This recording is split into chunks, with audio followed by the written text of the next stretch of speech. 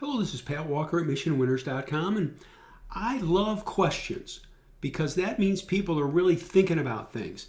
And I encourage questions and I'll answer them. Sometimes I'll answer them in the VIP feed. Other times I'll answer them on the big feed, and other times I'll make a video. Well, a gentleman, and Milind, I hope I'm pronouncing your name right. If not, please accept my apologies. Milind or Milind, I apologize. I'm not trying to be disrespectful. Milind had a question about different moving averages, and he mentioned the whole moving average. And I'm going to be very honest.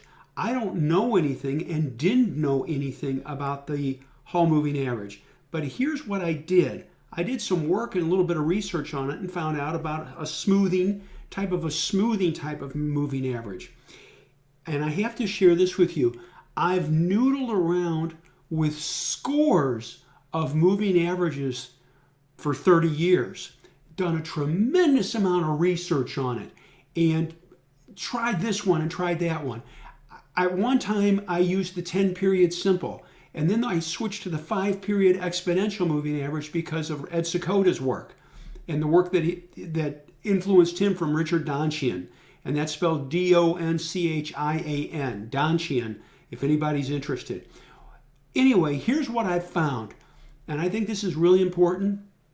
Through years of experimenting and trying different things, I came up with a set of moving averages that works and works extremely well. It keeps me in the trends for as long as practicable without giving up too much profit. But it's not so close that on every little hiccup, I get shaken out, because that drives me nuts. And what is it? I use, and by the way, I thank you for the compliment on the videos also, sir. I appreciate that. I have come to find out that the 8-period exponential moving average, which is the yellow one, and the 20-period simple, and the 50-period simple, and the 200 simple is the best combination to get me in a trend and let it work. Just let it work for as long as it can. Let it work for as long as possible walking up. Those are what the moving averages that I found are best. Is it perfect? There's nothing perfect. I don't think there's anything perfect, because if it was perfect, pretty soon everybody would find out about it and use it, and then by default, it doesn't work anymore. It doesn't work anymore. So what do I use? The 8-period exponential moving average, the 20-period simple, the 50-period simple, and the 200 simple.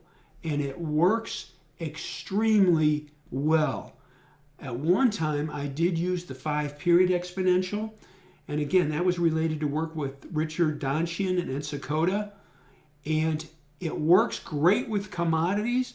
And by and large, commodities are less volatile than most stocks. I constantly got shaken out with the 5-period EMA. Did a tremendous amount of work, switched from the 10 simple to the 5 EMA, and made a great compromise with the 5 exponential moving average. And I have to tell you this, I love it. I love it. Right here. Walking on up, selling into strength, starts to lose the 8, sell some right here. It's just simple. I am not going to get the top, but makes good money, and it's lower stress.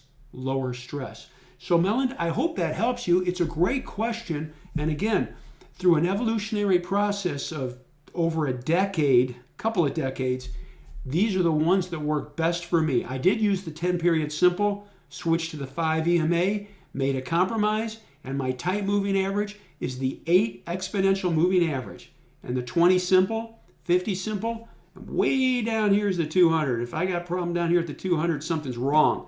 By the way, we had a great bounce on QLD right here. We talked about it in a previous video. Why? Bouncing off the 200 day. Bouncing off the 200 day. Bouncing off the 200 day. Love it. So I hope that helps you. And again, I thank you for the question.